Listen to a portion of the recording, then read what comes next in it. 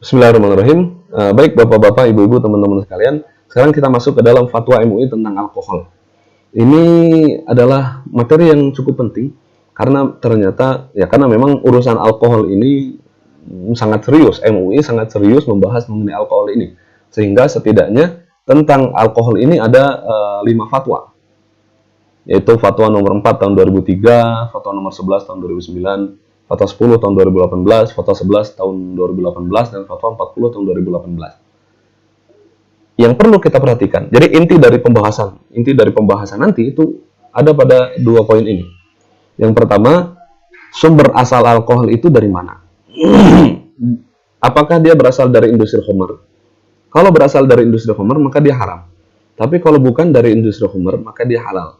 Jadi seperti hand sanitizer yang kita pakai itu kan alkoholnya tidak berasal dari khamr, maka dia suci, ya halal. Kalau diminum bahaya gitu.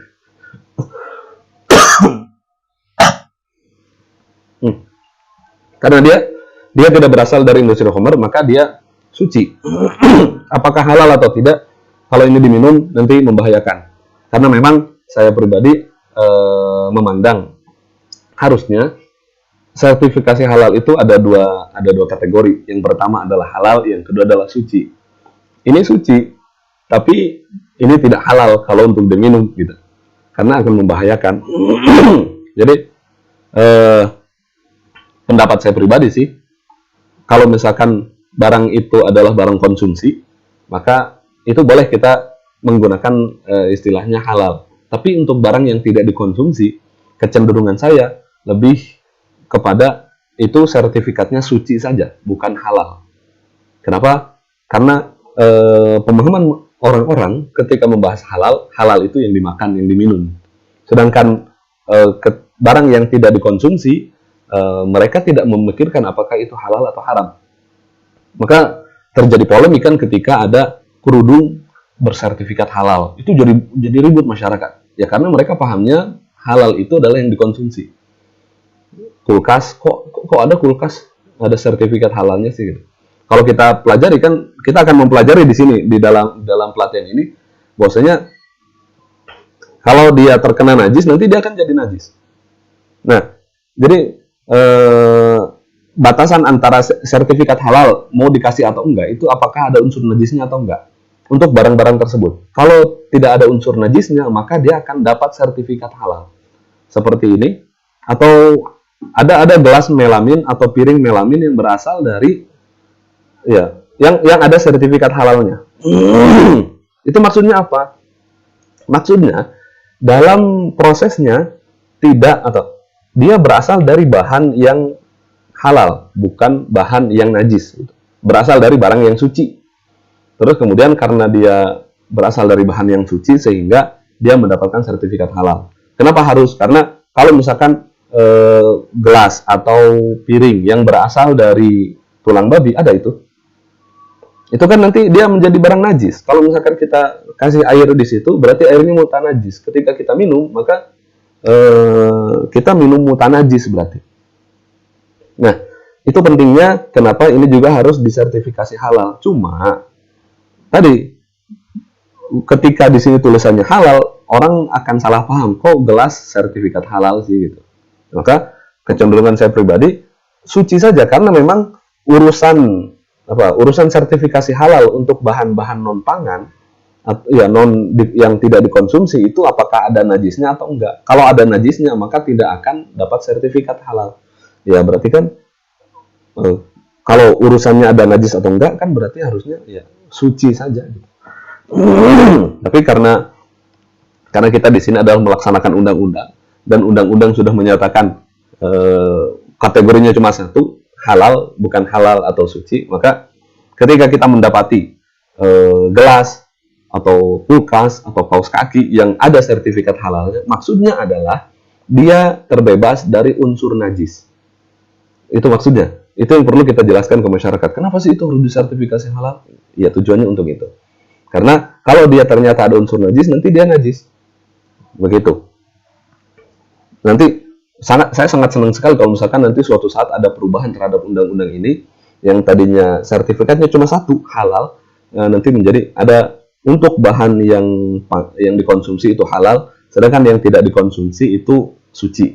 Seperti di Malaysia seperti ini. Itu saya lebih senang. Kenapa? Karena masyarakat juga akhirnya bisa membedakan. Jadi sertifikasi halal tidak menjadi cemoohan masyarakat. Itu loh. Itu tadi sumber asal alkohol apakah dari industri khamr? Kalau dari industri khamr maka najis dan haram.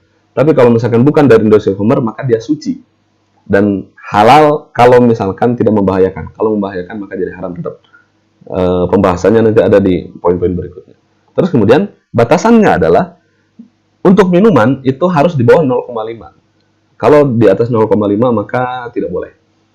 Tapi kalau untuk makanan dan obat tidak ada batasan 0,5. Dalam makanan itu boleh lebih dari 1% juga boleh.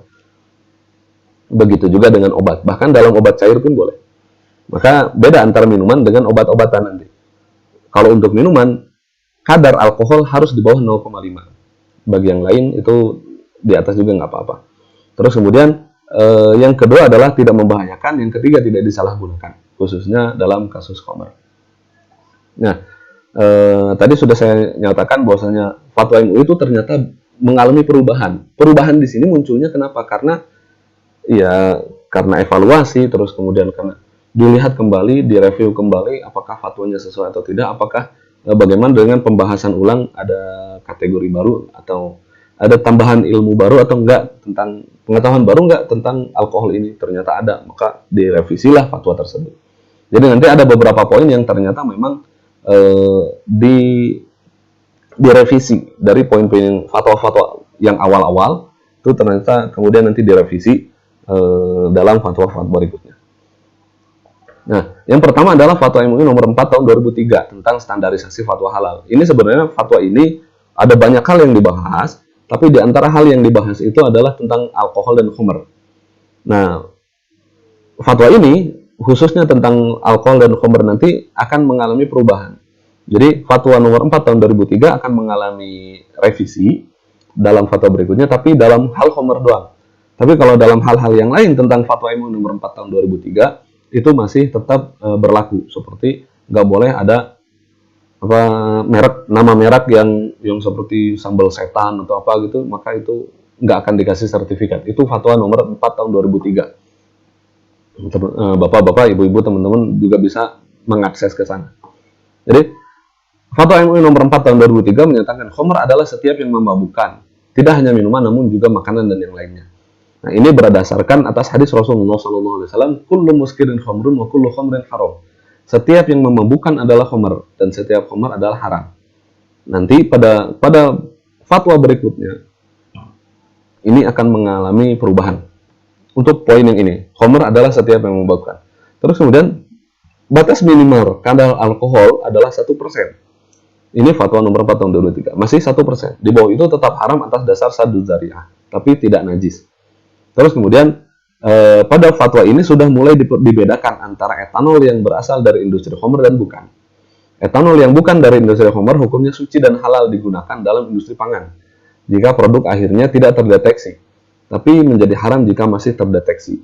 Jadi ada dua hal di sini, yaitu yang pertama sumbernya dari mana, industri khamr atau bukan, yang kedua masih terdeteksi atau enggak. Kalau masih terdeteksi maka haram, kalau misalkan tidak terdeteksi maka menjadi halal. Nah, poin ini juga nanti akan diubah. Jadi tidak ada urusan lagi tentang terdeteksi atau enggak. Yang penting dia berasal dari mana. Terus kemudian nanti masuknya kadarnya 0,5, bukan lagi 1. Terus kemudian poin yang berikutnya yang ada dalam fatwa MUI nomor 4 tahun 2003 adalah cuka dari khamr itu hukumnya halal dan suci, baik terjadi dengan sendirinya maupun melalui rekayasa. Ini dalam fatwa ini MUI tidak mengambil madzhab Syafi'i, karena dalam madzhab Syafi'i dinyatakan perubahan khamr menjadi cuka itu hanya boleh jika terjadi secara alami. Namun dalam madzhab Hanafi dinyatakan boleh jika perubahan tersebut melalui rekayasa. Nah, itulah yang kemudian diambil dalam fatwa MUI. Sehingga cuka-cuka yang kita makan sekarang, ada di tukang bakso, terus ada cuka apel, cuka apa gitu, semuanya pasti akan mengalami proses yang sama. yaitu fermentasi. Dalam proses fermentasi itu nanti muncul alkoholnya, terus kemudian alkoholnya nanti dihilangkan atau dikurangi dengan proses oksidasi. Baik itu ya biasanya kalau dalam industri kan ya ditambahkan sehingga akhirnya alkoholnya berkurang, terus kemudian nanti dia menjadi cukanya doang. Nah, ini yang menjadi masalah nanti adalah seperti makanan-makanan Asia gitu, makanan Asia Timur yang biasa menggunakan arak. Kalau misalkan arak tersebut berasal dari Homer, maka ya memang dia adalah industri Homer, salah satu produknya adalah ini, maka dia haram.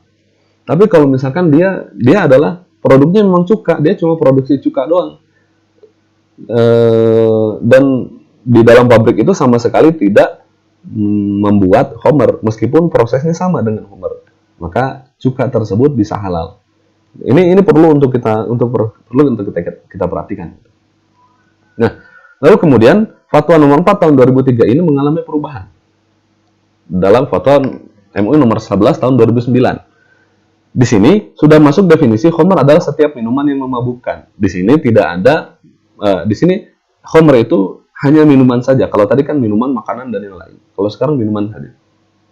Terus kemudian di sini di sini mulai masuk definisi alkohol adalah senyawa dengan rumus ROH atau AROH.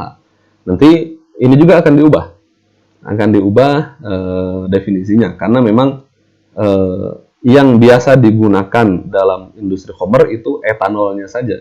Ini alkohol dengan rumus ROH dan AROH itu masih terlalu umum, nanti akan dispesifikkan lagi. Gitu. Lalu kemudian di sini ada pada fatwa ini sudah muncul definisi tentang minuman beralkohol, yaitu adalah yang mengandung etanol atau senyawa lain baik melalui proses fermentasi atau ditambahkan atau oplosan gitu. Lalu kemudian alkohol dari Homer hukumnya najis dan haram, digunakan untuk produk makanan, obat dan kosmetik yang lainnya. Lalu kemudian alkohol dari bukan Homer hukumnya suci dan boleh digunakan untuk produk makanan, obat, kosmetik dan yang lainnya, jika aman secara medis dan tidak membahayakan, gitu kan?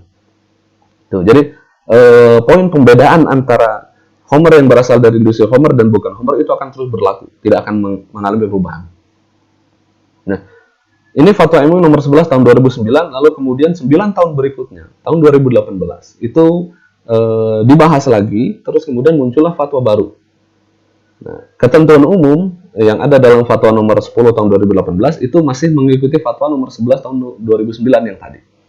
Tapi ada penggantian definisi alkohol di situ diubah menjadi senyawa kimia dengan rumus C2H5OH.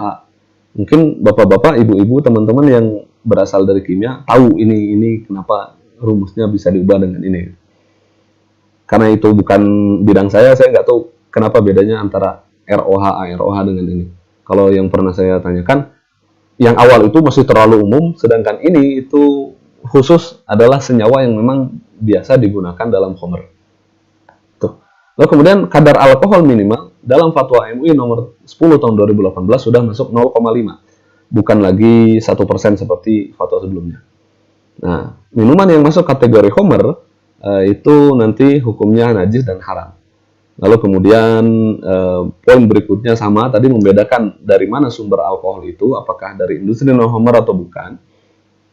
Nah, industri non-Homer boleh jadi jadi bahan produk makanan jika tidak membahayakan, dan boleh jadi bahan produk minuman jika tidak membahayakan dan kadarnya di bawah 0,5. Itu kan? Untuk makanan dan minuman ada perbedaan. Kalau untuk minuman ada batas 0,5 dan tidak membahayakan. Kalau untuk makanan yang penting tidak membahayakan, boleh di atas 0,5 juga. Gitu. Lalu kemudian ada juga produk perantara yang tidak dikonsumsi langsung yang mengandung alkohol non-Homer. Untuk bahan produk makanan hukumnya boleh jika tidak membahayakan. Seperti ya cuka tadi. Cuka itu pasti akan mengalami proses fermentasi yang nanti ada tambahan alkoholnya. Tapi dia hanya menjadi produk perantara sebelum nanti dia menjadi cuka gitu. Dan dia kan tidak dikonsumsi. Jadi dari awalnya bahan yang memiliki glukosanya, terus kemudian nanti difermentasi, setelah fermentasi nanti dihilangkan alkoholnya menjadi cuka. Nah, pada proses ini dia hanya menjadi produk perantara saja dan tidak dikonsumsi, maka itu halal. Itu. Nah, untuk bahan produk minuman hukumnya boleh jika tidak membahayakan dan kadarnya di bawah 0,5. Jadi ingat-ingat aja, minuman itu di bawah 0,5, makanan dan obat-obatan boleh di atas 0,5. Itu. Lalu berikutnya fatwa nomor 11 tahun 2018, sepertinya ini bareng dengan fatwa yang sebelumnya, dibahasnya sama, bebarengan gitu. Di sini ada beberapa ketentuan umum terkait khamr dan alkohol mengikuti fatwa nomor 11. Tapi ada tambahan definisi kosmetika, yaitu bahan atau campuran bahan yang digunakan untuk membersihkan, menjaga, meningkatkan penampilan, mengubah penampilan, digunakan dengan cara mengoles, menempel, memercik, dan menyemprot. Produk kosmetika yang mengandung khamr adalah najis dan haram digunakan. Mengandung khamr maksudnya alkohol yang berasal dari industri khamr. Tapi kalau alkoholnya berasal dari industri non-khamr pada produk kosmetika, maka tidak dibatasi kadarnya. Dan juga hukumnya halal selama tidak membahayakan. Halal maksud di sini adalah karena dia adalah produk kosmetik, maksudnya halal adalah suci. Ingat yang tadi saya katakan. Jadi seperti ini, ya seperti ini tidak dibatasi kadarnya, meskipun 70% ya dia suci. Halal maksudnya halal bukan halal dikonsumsi, tapi suci. Gitu. Lalu kemudian yang terakhir adalah fatwa MUI nomor 40 tahun 2018, itu tentang penggunaan alkohol etanol untuk bahan obat. Nah, di sini ada perubahan definisi, ada penambahan definisi, yaitu definisi obat dan makanan. Karena dalam fatwa ini MUI memisahkan antara obat dengan makanan dalam definisi. Definisi obat itu mengikuti Undang-Undang nomor 36 tahun 2009 tentang kesehatan. Itu bisa merujuk ke sana atau bisa nanti baca dalam fatwanya definisi obat itu apa. Sedangkan makanan di sini ditambahin definisi adalah barang yang digunakan sebagai makanan atau minuman yang tidak termasuk obat. Kenapa di sini dibedakan? Karena nanti hukumnya, fatwanya juga berbeda.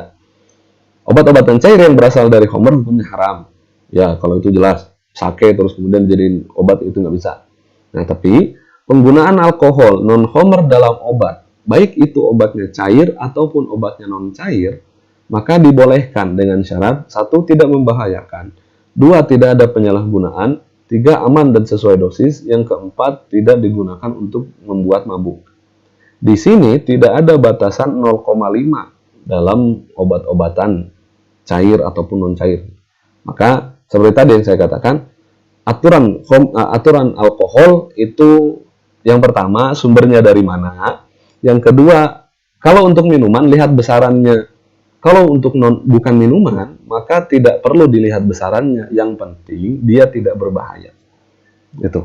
Itu materi kita mengenai fatwa MUI yang berkaitan dengan alkohol.